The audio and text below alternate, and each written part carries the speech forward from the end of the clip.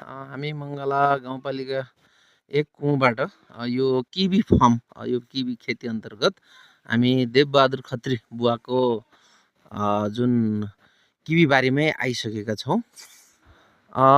मैले बुवालाई यो बेर्ना लगाउनेदेखि हालसम्मका लगानीका कुरा र अहिलेसम्म भएको आम्दानीको कुराहरू सोध्दैछु।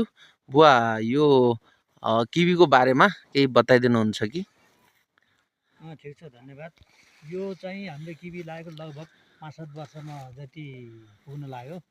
र यसमा सबै टोटल यसको अब बियाना अब किन्ने र यसो पोलहरू यो डन्नीहरू चाहिँ सबै खर्च यो चाहिँ पोल गाड्ने पनि छ। सबै सिमटको सबै पोलहरू छन्, गाड्ने समेतको खर्च लगभग 30-40 हजार जति भेटेको थियो हाम्रो।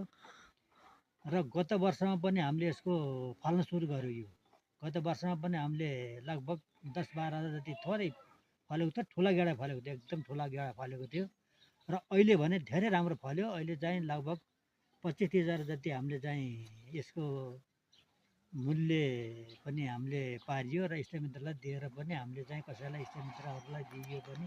र यसको चाहिँ लगभग अब 30-40 हजार जति यसको मूल्य पर्यो।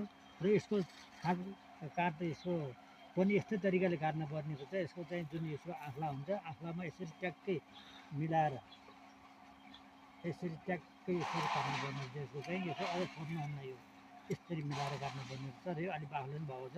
अरू गर्ने कामहरू थुप्रै बाँकी छ। यो बिचमा फेरि पोलहरू राख्न पर्ने छ, उतापट्टि त्यहाँ पनि छ, त्यहाँ पनि लगभग 10-8 अझै पनि खर्च पनि छ यसमा। र काम राम्रो हो। यो किवी भनेको धेरै राम्रो हुन्छ। यो सबैले खेती गर्नु होला। यसमा चाहिँ मैले भन्न चाहन्छु यो धेरै राम्रो खेती हो। यो त्यही नै हो। धन्यवाद बुवालाई। हजुरले सामान्यतया यो किवी खेती गर्ने कृषकहरूको लागि एउटा सल्लाह सुझाव पनि जस्तो र सन्देशमूलक जुन सन्देश दिनुभयो, धन्यवाद। हामी फेरि अर्को साल यो जुन तपाईँको किवी फर्ममा आएर यसको बारेमा फेरि पनि यो अन्तर्वार्ता जस्तो यो प्रश्न उत्तर शैलीमा फेरि कुरा गर्नेछौँ। यति भन्दै हामी दुवैजना बुवा देवबहादुर खत्री र म जगतबहादुर खत्री बिदा हुन्छौँ। नमस्ते।